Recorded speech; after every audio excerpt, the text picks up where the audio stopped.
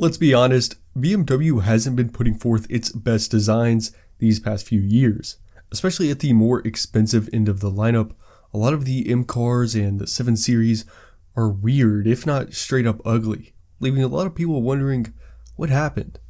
Well, BMW fans can finally celebrate a win with the all-new BMW concept Skytop. While the Skytop is just a concept for now, BMW has announced that it plans on building 50 bespoke examples in the near future. So in this video, I'll be taking a closer look at the Skytop's exterior and interior design, as well as its features and performance, to see if BMW is getting back on the right track and creating the ultimate driving machine once again. Let's start by taking a closer look at the exterior, which for me calls back to the original E31 8 Series, as well as the Z8 in the best way possible.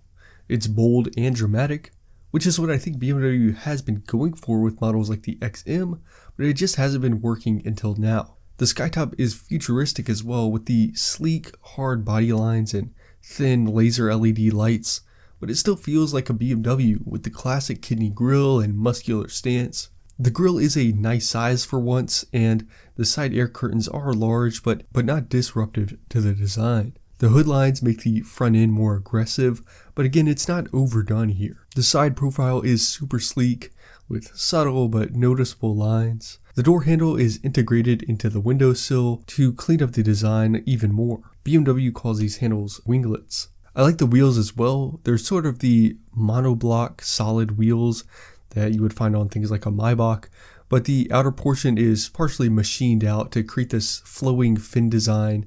And I think, as with the rest of the car, the wheels look really high-end without being over the top. The goal here too is to give it sort of the appearance of being in motion even when the car is standing still. I think this design works better in a lot of areas because BMW has taken a lot more inspiration and input from the coach-built Rolls-Royces. And this becomes much more apparent when we come around to the boat tail design on the rear end. It starts with the roll bar, which matches the red-brown interior and gradually transitions back to the goldish silver color of the rest of the exterior. The middle fin that extends from the cabin helps elongate this rear end, which also houses a good-sized trunk. The taillights are thin strips like the headlights, and the exhaust tips are beautifully integrated into the bumper.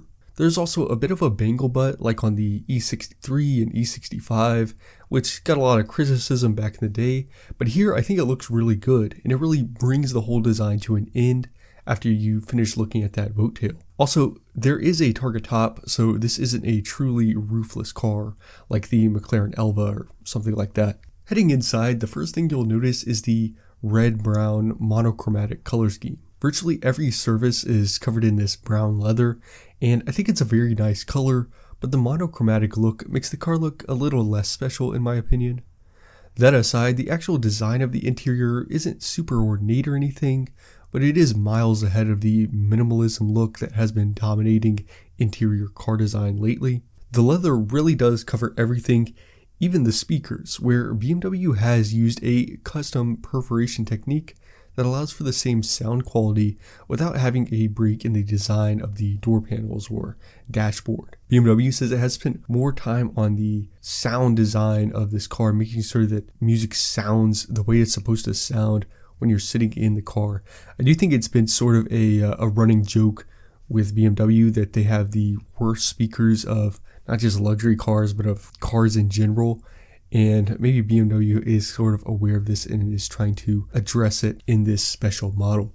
Due to this monochromatic theme though, there aren't a lot of accent pieces, but BMW does use a small amount of crystals around things like the steering wheel and gear lever that sets those areas apart from the rest of the car, and does let you know that you're not just riding in a 6 Series or an 8 Series. The digital gauge cluster and well-portioned infotainment screen use the familiar iDrive system, and the steering wheel and physical buttons also have that familiar BMW design and feel. While the design is the main focus for the concept, this is a near production car that can certainly be road legal. So what kind of performance would the Skytop have on the open road?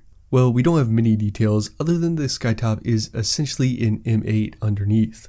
This means the Skytop would be equipped with the S63 engine, which is a 4.4-liter twin-turbocharged V8 capable of 617 horsepower and 553 pound-feet of torque. The Skytop is likely very heavy, as a standard M8 is already a pretty heavy car, but this is a supercar level powertrain, and the M8 can do 0 to 60 in 2.5 seconds, and it has a top speed of around 190 miles per hour. So even if the Skytop is a little more luxurious and heavier than your standard M8, the performance will still be phenomenal. The M8 is a 2+2 layout, but the rear seats are virtually unusable, so this chassis is probably better suited as a pure 2-seater, leaving plenty of room for the front passengers to ride comfortably. This concept was revealed a couple weeks ago now, but the exciting news I have for you now is that BMW does plan on producing the Skytop, albeit in a very limited fashion. BMW will be offering around 25 to 50 bespoke examples of the Skytop, depending on demand. This decision is largely influenced by the success of Rolls-Royce's coach-built models, which have been sold for as much as $30 million. The Skytop won't be as expensive as the Rolls-Royce offerings, of course, but it will still have a very high base price, with additional costs based on the custom touches. The M8 starts around $150,000, so it's likely the Skytop would be at least $300,000 to $400,000. This process would work similarly to how Rolls-Royce did or other high-end coach builders offer their models, where the pricing isn't exactly public information, but serious buyers can get the information and inquire about the custom touches they would like to add, and they get sort of their custom price for their custom car. I think this does make sense for BMW right now. The Skytop has gotten a lot of positive attention, and I think it looks really good as well, but there isn't a large market for a car like this if it were offered at a lower price. So BMW can still make money on it by playing coach builder and at the same time repair its design reputation that has been damaged these past few years. So there's a look at the BMW concept Skytop, which we now know will be headed to a limited production run. Let me know what you think about the Skytop in the comments below. To see more videos like this one, check out the rest of the channel and subscribe so you don't miss future uploads. Thanks for watching, and I'll see you next time.